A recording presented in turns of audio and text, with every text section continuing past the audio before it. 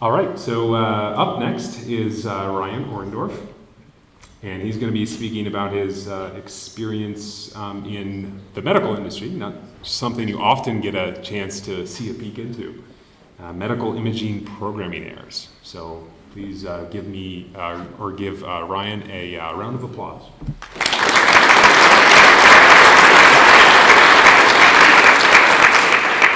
Hey guys, it's great that John announced my name because I'm going to embarrass myself and now it's going to be everywhere. So I'm a grad student at UC Berkeley and I do medical imaging. So I work on a new type of medical imaging called magnetic particle imaging. And an image is just an iron tracer that you go through that gets put into the blood. So this is it actually doesn't show up well on the projector, but is an image of a rat where you can see the vasculature inside the rat's head. And also this dot is where I dropped a heavy weight on its head to simulate traumatic brain injury, like if you got hit in a football game. So medical imaging research, sometimes a bit gruesome, so just to let you know. But I took this image using this nice scanner. So this scanner is it's lovingly named Gertrude. We've been working on it for 5 years or so, and it's the culmination of many grad students' work and years of time. And what powers this system is basically this set of amplifiers. So there's a few things on this rack, but the top and bottom are basically power supplies, and the middle is a set of amplifiers, each of which can provide 15 kilowatts. And the way this works is that it provides power to a set of coils, which induces a magnetic field. And I was playing around with this one day, because I'm supposed to be getting a PhD sometime, but I'm here. And then I accidentally broke one of the amps. So that was not super great. My coworkers were not exactly super happy. The way I did it, though, was I crashed the acquisition program, which I would like to say wasn't my fault, but my undergrad wrote the program, so I should have been checking his code. So that wasn't true. So luckily I wasn't imaging a live animal at the time, because basically there's a large changing magnetic field when you just put a bunch of current into a coil. It wouldn't have been a live animal anymore. It might not. So what happens when you do that? What happens if there is something that's like a human that's living inside a bore that has a giant magnetic field change? Well, if the field change is less than 56 Tesla per second, about nothing happens. If it's about 60 Tesla per second, then you get peripheral nerve stimulation, which kind of hurts. And then if it's about 90, you get painful nerve stimulation. Then over 900, you get respiratory stimulation. So, it's hard to breathe and you feel like your lungs are on fire. Generally not a great thing.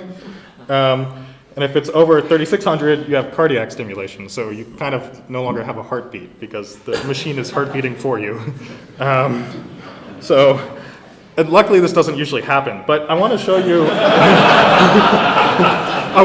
this dialog box that actually comes up in GE MRI scanners. So this comes up when you're going to run a sequence. The MRI also uses magnets, and it comes up and says, patient may experience nerve stimulation during the following sequence. And then it's just, okay, I can go do it. That's fine. At least it tells you that you're going to hurt them, but it doesn't tell you anything else. And also, if I was a radiologist, I'd get pretty used to pressing the OK button, which I actually did because we ran this scanner where we had a button that said, did you turn on the water? And I just kept saying yes, and then I broke the scanner again. So it's really not a great idea just to have those. But there's actually even bigger problems. So there was a case in 2008 and 2009 where basically a software misconfiguration in CT scanners in LA caused patients to get over 8 times the dose that they would normally get from a CT scan. And so this is a teacher around LA, and this is her before picture, and this is the after picture of what happened. So she started losing significant chunks of her hair because of the radiation dose that she received. And this was because the scanner was basically set to an automatic configuration where the person had asked, I want a certain high resolution image, and the thing said, okay, I'll try to give you the highest resolution possible, which increases the dose. It doesn't account for the fact that the human's in there. So I wanted to also mention that she said, and this is because of her fear, she lost 15 pounds and she couldn't sleep over the period of weeks because her hair was randomly falling out and she didn't know why. And that's a big problem. And also, I don't want this to be terribly sad, but she also has a higher risk of brain cancer, or brain damage and cancer from this excess dose. But this was actually a very few number of people which this happened to. But don't freak out, because I don't want this to be oh, it's very sad that all these things always happen, because Usually when we do medical imaging, we want to have a lot of engineering controls. So we implement both software engineering controls and hardware engineering controls that basically stop current from reaching certain values that would hurt the patient anyway. Code reviews do happen sometimes, I've heard. Not in my lab. Patient safety is a very serious topic inside the medical industry. It's not taken very lightly.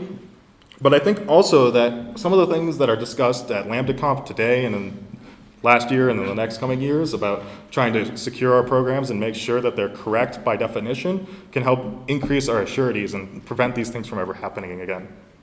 So, thank you.